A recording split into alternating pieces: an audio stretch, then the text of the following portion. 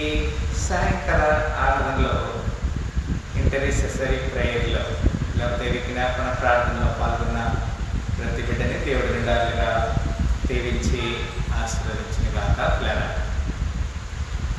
దేవుని సహాయం కొరకు మనము వేచి ఉన్నాం.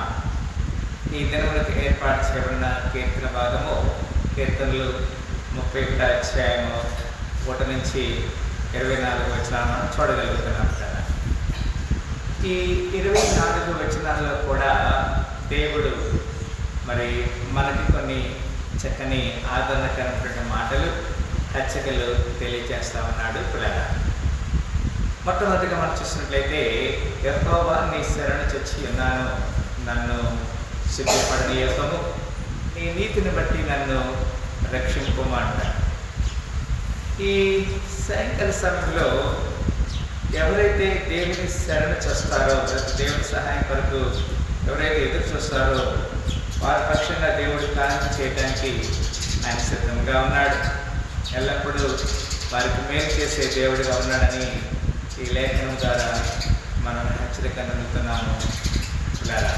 అంత మాత్రం కాదు, ఇక్కడ వాక్య హెచ్చరికను చూసినప్పుడు 2వ వచనంలో, నాకు చెవి ఎగ్గి నన్ను త్వరగా విడిపించము, నన్ను రక్షించడానికి నాకు ఆశ్రయశైలముగా ప్రకారం ఇల్లుగా ఉన్నామంటారు. ఆయన చిత్తము, ఆయన సహాయం లేనిదే ఎవరు కూడా ఈ లోకంలో జీవించే ఆధిక్యత లేదు. కేవలము సర్వకృపానిదైన దేవుడు, సర్వము తన మాట చెప్పున జరిగించే దేవుడు తన వాక్ని పంపించి మనకి ఆదరణకరంగా ఉన్నాడు కదా.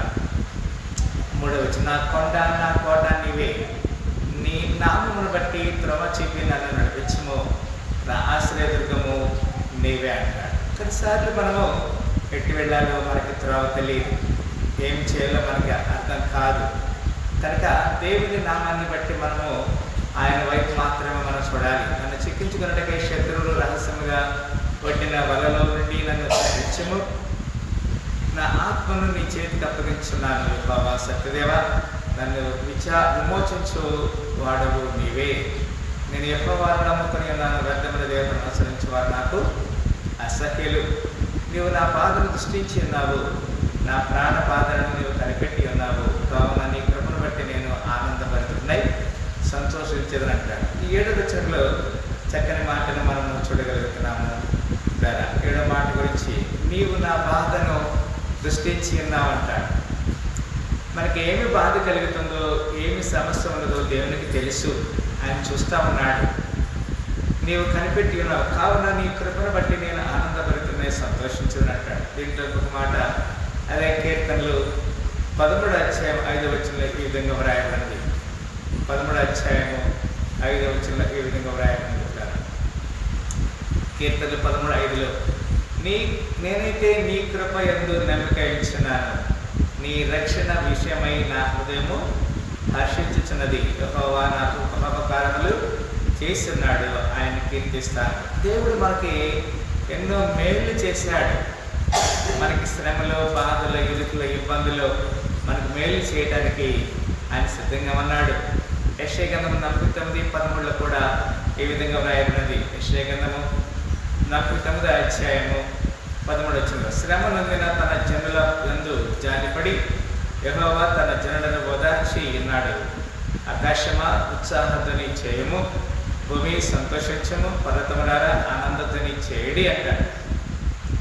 ఎందుకంటే దేవుడు మన బాధని దృష్టించి ఉన్నాడు. ఇర్మియా గ్రంథము 33వ అధ్యాయం 10వ వచనంలో ఈ విధంగా రాయబడినది. ఇర్మియా గ్రంథము 33వ అధ్యాయం 10-11 వచనాలు, యెహోవా ఇలాగ సెలవిచ్చున్నాడు, ఇది పాడైపోయాడు, దీనిలో నరులు లేరు, నివాసులు లేరు, జంతువులు లేవు అని మీరు చెప్పు. ఈ స్థలంలోనే మనుషులను, నివాసులను, జంతువులను లేక పాడైపోయిన యూదా పట్టణంలోనే, యెరూషలేము వీధుల్లోనే సంతోష స్వరమును, ఆనంద శబ్దమును, పెండ్లి కుమార్తె స్వరమును, పెండ్లి కుమార్తె స్వరమును, యెహోవా మంచివాడు, ఆయన కృప నిరంతరమును, సైన్యములు కలిపి యెహోవా అని స్తుతించుడి అని పలుకువారు స్వరములు మనలా వినబడి, యెహోవా మందిరములోని స్తుతియాగమును తీసుకొని వచ్చు వారి స్వరమును మరలా వినబడను. మునుపటి వలె గుండెటకై చెరలో ఉన్న ఈ దేశస్థులు నేను రప్పించున్నానని యెహోవా సెలవిస్తున్నాడు. దేవుడు ఎంత అంటే నిర్జనముగా ఉన్నటువంటి ప్రదేశము, ఎలాంటి సంతోషం లేని చోట్ల దేవుడు మరి పెండ్లి కుమార్తె స్వరం వినిపించే దేవుడు. తిరిగి మనము కీర్తన గ్రంథము 31వ అధ్యాయము 8వ వచనంలో మనం చూస్తున్నాం. కీర్తన గ్రంథము 31వ అధ్యాయము 8వ వచనంలో మనం చూసినట్లయితే, నీవు శత్రువుల చేత నన్ను చెరపట్టలేదు, విశాల స్థలమున నా పాదమును నిలబెట్టితివి. And has not shot me up into the hand of the enemy. Thou hast set my feet in a large room. దేవుడు మన విశాల స్థలం మీద ఉంచాడు. యెహోవా, నేను ఇరుకున పడినాను, నన్ను కరుణింపవు. విచారం వలన నా తను క్షీణించుచున్నది, నా ప్రాణం నా దేహము క్షీణించుచున్నవాడు. నా బ్రతుకు దుఃఖముతో వెళ్ళబుచ్చుచున్నాను, తిట్టోలిపులు విడిచితో నా ఏండ్లు గతించుచున్నవి. నా దోషం బట్టి నా బలము తగ్గిపోతున్నది, నా ఎముకలు క్షీణించున్నవి. Because of our iniquities, for my life is spent with grief, and my years with singing.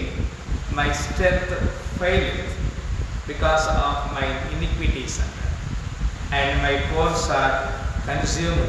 నా ఎముకలు క్షీణించుచున్నవి అంటారు. బికాస్ ఆఫ్ దేర్ ఇనిక్విటీస్, వారు దోషములను బట్టి వారి బలము తగ్గిపోవచ్చున్నది, వారి ఎముకలు క్షీణించుచున్నవి అంటారు. వర్స్ 11, నా శత్రువులకందరికీ నేను నిందాస్పదమై ఉన్నాను, నా పొరుగు వారికి విచారకరముగా ఉన్నాను, నా నిలవరులకు భీతికరుడై ఉన్నాను.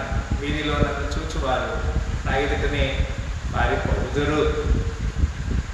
మరణమై స్మరణకు రాకుండా వారి వలె మరవబడితని, ఓటి కొండ వంటి వాడనైతిని. కొన్నిసార్లు they are making a empty or broken vessel. They are like a broken vessel. I am forgotten as a dead man out of mind. స్మరణకు రాకుండా వారి వలె నేను ఉన్నానని చెప్తాడు. అంత మాత్రమే కాదు, అనేకులు నా మీద దురాలోచన చేయించున్నారు, నాకు ప్రాణహాని చేయటకు యోచించుచున్నారు. వారు గుసగుసలాట నాకు వినబడుచున్నది, నలు దిశలను నాకు భీతి కలిగించిందంట. As long as we are away from God, దేవుని చిత్తానికి మనం దూరంగా ఉన్నప్పుడు ఇలాంటి ఆలోచనలు పుడతా ఉంటాయి కదా. యెహోవా, నీ యందు నమ్మిక ఉంచున్నాను, నీవే నా దేవుడని నేను అనుకొనుచున్నా. But I trust in the lord, in thee O lord I said thou art my God. నువ్వు నా దేవుడివని నేను నమ్మిక ఉంచున్నానంట. Verse 15, my times are in thy hand, deliver me from the hand of my enemies and from them that persecute me. నా కాలగతులు నీ వశంలో ఉన్నవి, నా శత్రువుల చేతిలో నుండి నన్ను రక్షింపము, నన్ను తరుము వారి నుండి నన్ను రక్షించమంట. నీ సేవకుడి మీద నీ ముఖకాంతి ప్రకాశింపచేయము, నీ కృప చేత నన్ను రక్షించమంట. యెహోవా, నీకు మొరపెట్టిన నన్ను సిగ్గునందనీకము, భక్తిహీనులు సిగ్గుపడుదురు కాక, పాతాళం నందు వారు మౌనుడై ఉందురుగాక. అబద్ధికులు పెదవులు మూయబడిన గాక, వారి గర్వమును అసహ్యమును అగపరచును, నీతిమంతుల మీద కఠోరమైన మాటలు పలుకుదురు. నీ యందు భయభక్తులు గల వారి నిమిత్తము నీవు దాచించిన మేలు ఎంతో గొప్పది, నరుల ఎదుట నిన్ను ఆశ్రయించే వారి నిమిత్తం నీవు సిద్ధపరిచిన మేలు ఎంతో గొప్పది అంటాడు. చూడండి కదా, how great the benefit of God. దేవుని ఉచిత కృప ఎంతో గొప్పది అని చూస్తున్నా. 20, మనుషులకు అబద్ధపాయంలో వారిని అంటకుండా నీ సన్నిధిని చాటున వారిని దాచున్నావు, వాగ్దలహం మాల్పి వారిని గుడారంలో దాచున్నావు. ప్రాకారం నగర పట్టణంలో యెహోవా తన కృపను ఆశ్చర్యముగా నాకు చూపించి ఉన్నాడు, ఆయన స్థుతి నందును గాక. భీతి చెందిన వాడని నీకు కనబడకుండా నేను నాశనమైతే అనుకుంటుని, అయినను నీకు నేను మొరపెట్టగా నీవు నా విజ్ఞాపనతని ఆలకించితివి. యెహోవా భక్తులారా, మీరందరూ ఆయన ప్రేమించుడి. యెహోవా విశ్వాసులను కాపాడును, గర్వంగా ప్రవర్తించే వారికి ఆయన గొప్ప ప్రతీకారం చేయను. O Lord the Lord, O love the Lord, all his saints, for the Lord preserveth the faithful and plentifully rewardeth the proud doer. Verse 24, యెహోవా కొరకు కనిపెట్టువారారా, మీరందరూ మనసు ధైర్యం వహించి నిబ్బరముగా ఉండండి. Be of good courage, and he He shall strengthen your heart, all you that hope in the Lord. There is a hope in the Lord, entire, all the way, all the days.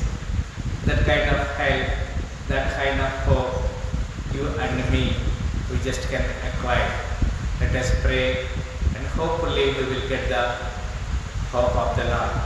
ధైర్యం వహించి ఆయనకు ఇచ్చేటువంటి ఆ యొక్క మరి ధైర్యాన్ని మనం పొందుకుందాం. తల వచ్చుకుంటే ప్రార్థన చేస్తాం. స్తోత్రములు ప్రేమ తండ్రి, అపారమైన ఉచిత కృపను బట్టి వందనాలు స్తోత్రాలు తెలియజేస్తున్నాం. నిబ్రహ్మ కలిగి ధైర్యం వహించమని చెప్తారు. మీరు ఇచ్చే రక్షణ కొరకు మేము ఎదురు చూడాలి. మమ్మల్ని దర్శించండి. మీ రాజ్య వ్యాప్తులు మమ్మల్ని జ్ఞాపకం చేసుకున్నారు. సకల గంతా మహిమ ప్రభావిస్తుంది. యేసుక్రీస్తు వారి శ్రేష్ఠ నామములో మిక్కిలినంత వేడుకను సిద్ధించి ప్రార్థన చేస్తున్నాం తండ్రి. ఆమేన్, ఆమేన్, హల్లెలూయా. ఒకసారి ఈ సాయంకాల ఇంటర్సెసర్ ప్రేయర్ల పాల్గొన్న ప్రతి బిడ్డని దేవుని దీవించి ఆశీర్వదించిన గాక. సమయంలో మనం